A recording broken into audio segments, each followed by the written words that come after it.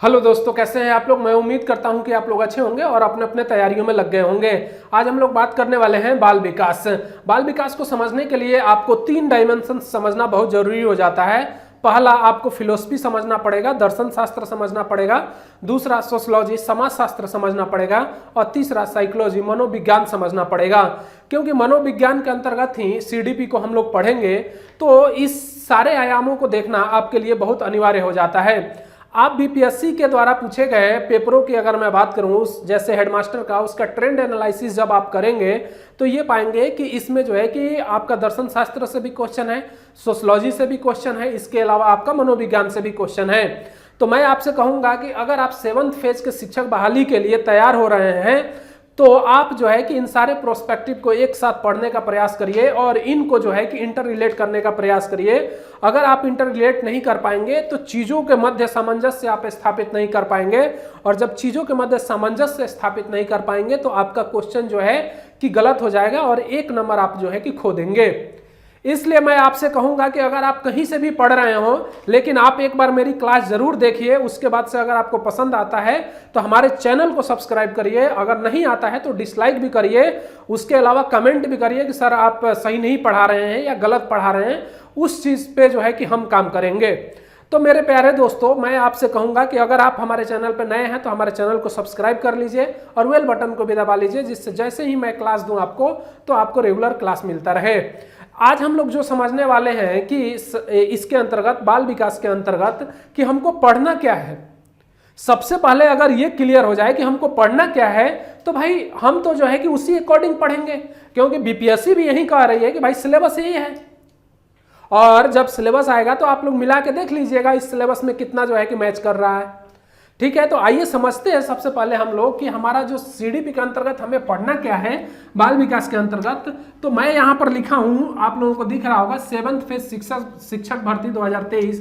इसमें अगर मैं बात करूँ जो हमारा बाल विकास है इसकी मैं बात करूँ तो इसमें इकाई फर्स्ट की अगर मैं बात करूँ यहाँ पर, तो इसमें हम लोग पढ़ेंगे साइकोलॉजी।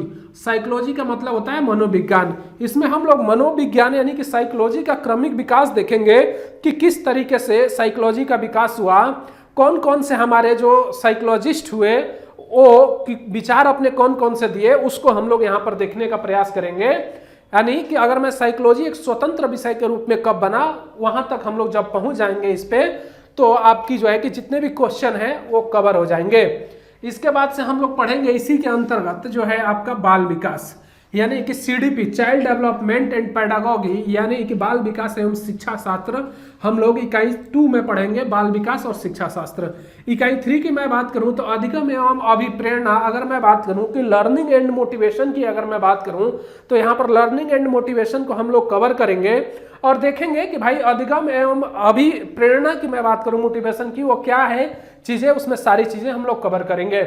इसके अलावा इकाई 4 की अगर मैं बात करूं तो व्यक्तिगत इंडिविजुअल डिफरेंसेस की अगर मैं बात करूं उसको हम लोग यहां पर समझने का प्रयास करेंगे।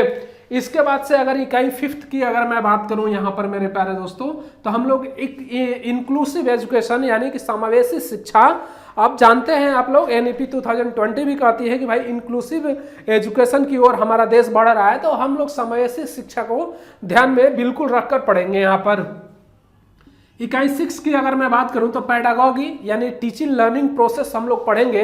शिक्षा शास्त्र के साथ साथ शिक्षण अधिगम की जो विधियां हैं वो हम लोग यहाँ पर पढ़ेंगे। पेडागोगी, टीचिंग लर्निंग प्रोसेस यानी शिक्षा शास्त्र और शिक्षण अधिगम का जो है कि आपका प्रकार यहाँ पर हम लोग देखेंगे कि शिक्षा लर्निंग टीचिंग प्रोसेस कौन कौन से हैं। इकाई की मैं बात करूं 7 की तो यहाँ पर हम लोग पढ़ेंगे स्टोरी ऑफ इंडियन एजुकेशन, यानी कि जो अगर मैं बात करूं भारत में शिक्षा का जो विकास है वो उसका जो है कि इतिहास क्या रहा है उस पर हम लोग चर्चा करेंगे।